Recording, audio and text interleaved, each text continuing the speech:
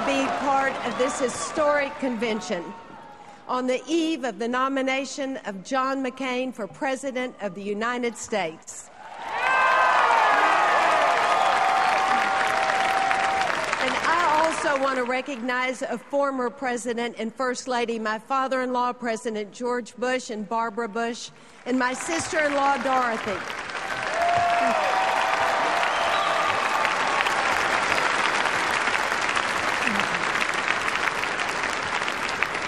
The Republican Party has a very exciting ticket, a real American hero, John McCain, and a strong executive and proven reformer, Governor Sarah Palin.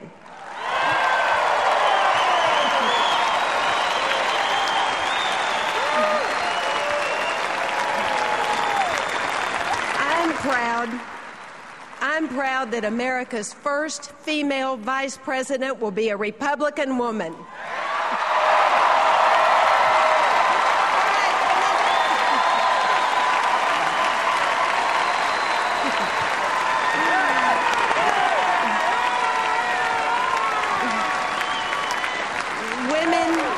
Women have always played an important role in our party, from energizing grassroots to driving policy.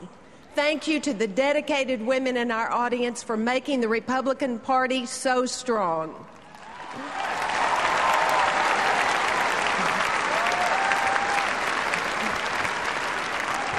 I am proud that impressive women have served in my husband's administration.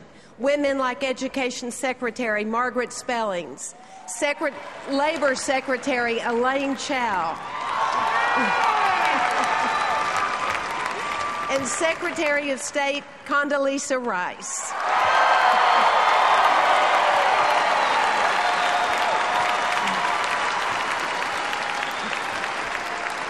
President Bush will address the convention in just a minute from the White House.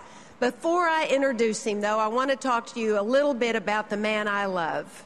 The first time I spoke at our convention, George was governor of Texas, and I was in front of the largest crowd I'd ever addressed.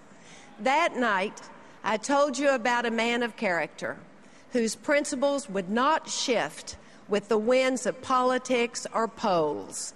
A lot has changed in the last 8 years, but one thing has stayed constant.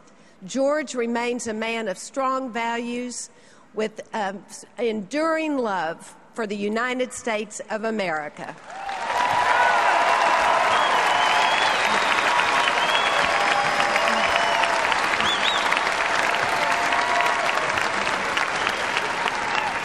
America is in the middle of a heated campaign.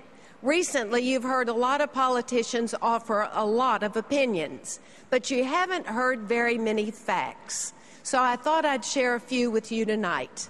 In honor of our nominee, let's call it a little straight talk.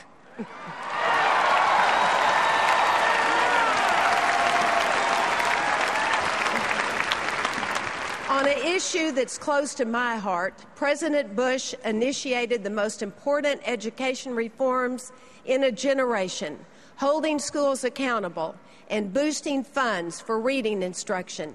Today, student achievement is rising across the board, and test scores for minority students are at the highest they've ever been.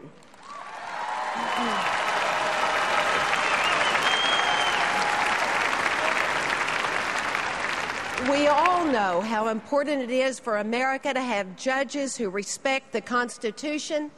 Our whole nation can be proud of the two newest members of the Supreme Court, Justice Sam Alito and Chief Justice John Roberts.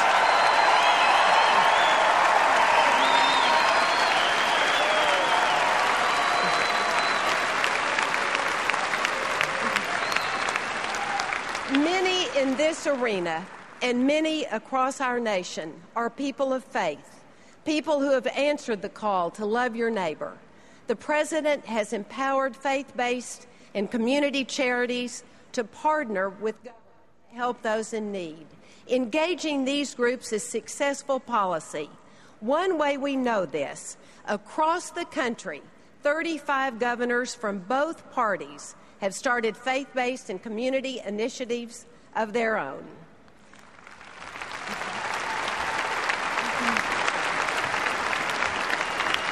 And here's another inspiring statistic.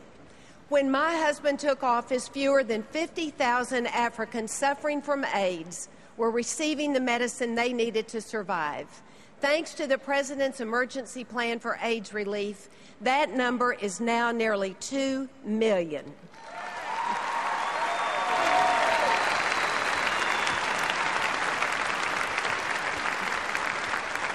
You might call that change you can really believe in.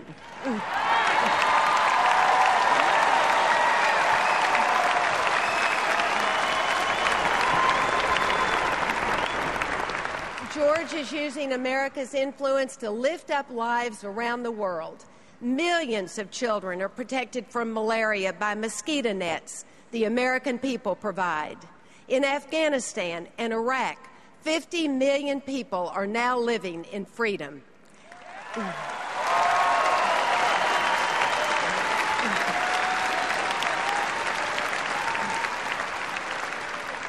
And let's not forget, President Bush has kept the American people safe.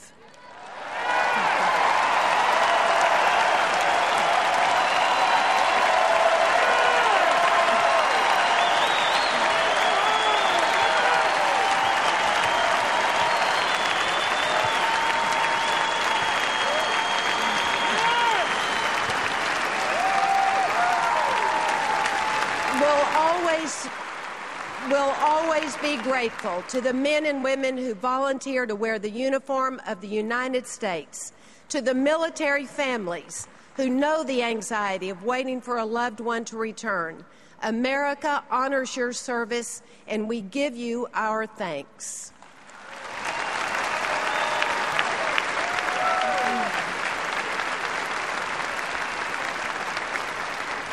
In 2 months, the American people will choose a new president. No one knows what the job requires better than the man who holds this office. Ladies and gentlemen, my husband and the President of the United States, George W. Bush.